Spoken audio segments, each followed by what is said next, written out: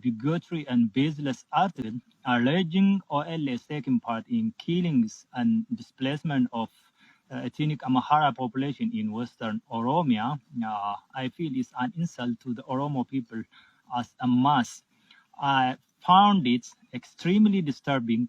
A big media outlet like Al Jazeera blindly judged the Oromo Liberation Army before it even know the organization.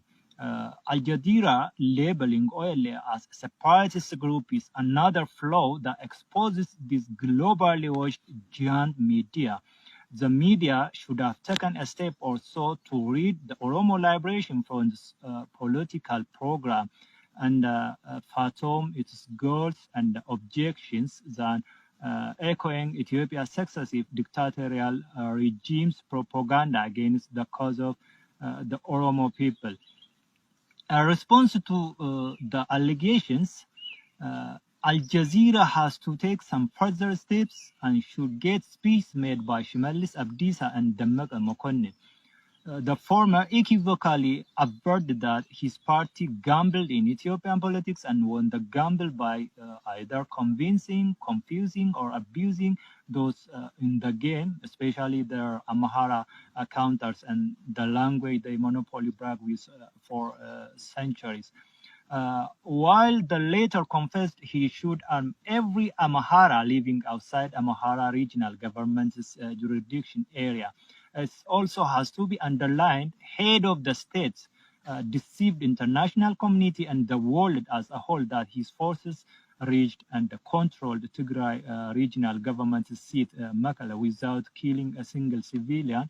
Yet today we are witnessing all hell broken laws in Tigray region.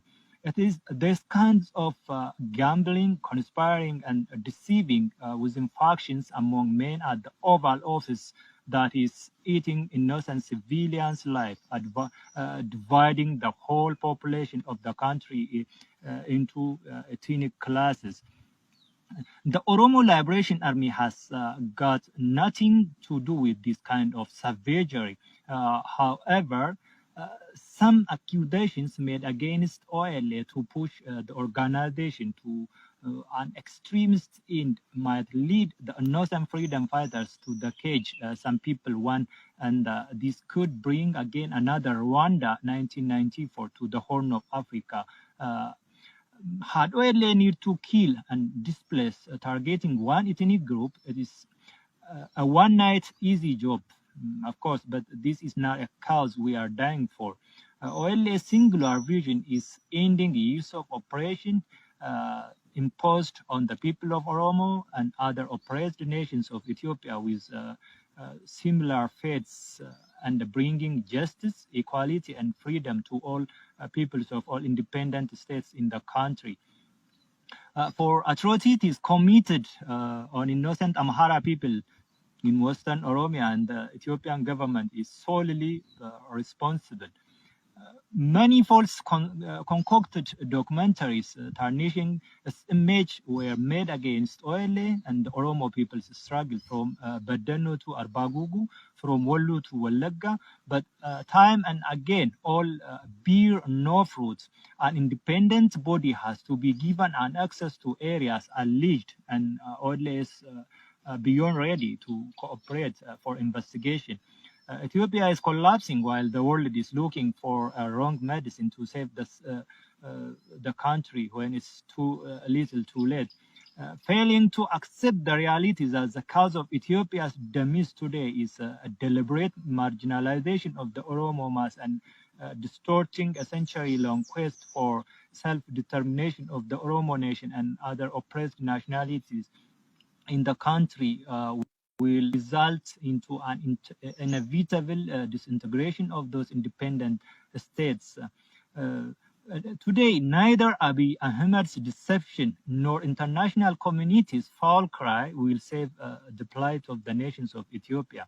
Situations on the ground are far from what the world is observing on the TV screens. Things are out of control, and an unlawfully declared state of emergency in almost all parts of the country solved nothing. Then it's today a sign of proof that shows Ethiopia is a failed state. That's what I feel today. I'm not going to take too much of your time. Please, thank you for having me on air.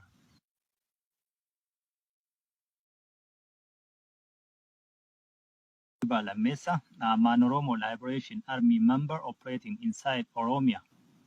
Al Jazeera's implausible, bigotry, and baseless article alleging OL is taking part in killings and displacement of ethnic Amhara population in Western Oromia, I feel is an insult to the Oromo people as a mass.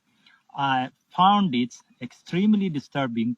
A big media outlet like Al Jazeera blindly judged the Oromo Liberation Army before it even know the organization. Al Jazeera labeling OLA as a separatist group is another flaw that exposes this globally watched giant media. The media should have taken a step or so to read the Oromo Liberation Front's political program and fathom its goals and objections than echoing Ethiopia's successive dictatorial regime's propaganda against the cause of the Oromo people. In response to the allegations, Al Jazeera has to take some further steps and should get speech made by Shimalis Abdisa and Damak Mokonne. The former equivocally averred that his party gambled in Ethiopian politics and won the gamble by either convincing, confusing, or abusing those in the game, especially their Amhara counters and the language they monopoly brag with for centuries. While the latter confessed he should arm every Amhara living outside Amhara regional government's jurisdiction area. It also has to be underlined, head of the state deceived international community and the world as a whole that his forces reached and controlled Tigray regional government seat, Mekelle, without killing a single civilian. Yet today we are witnessing all hell broken laws in Tigray region. It is these kinds of gambling, conspiring, and deceiving within factions among men at the Oval Office that is eating innocent civilians' life, dividing the whole population of the country into ethnic classes. The Oromo Liberation Army has got nothing to do with this kind of savagery. However, some accusations made against OLA to push the organization to an extremist end might lead the innocent freedom fighters to the cage some people want, and this could bring again another Rwanda 1994 to the Horn of Africa. Had OLA need to kill and displace targeting one ethnic group, it is a one night easy job, of course, but this is not a cause we are dying for.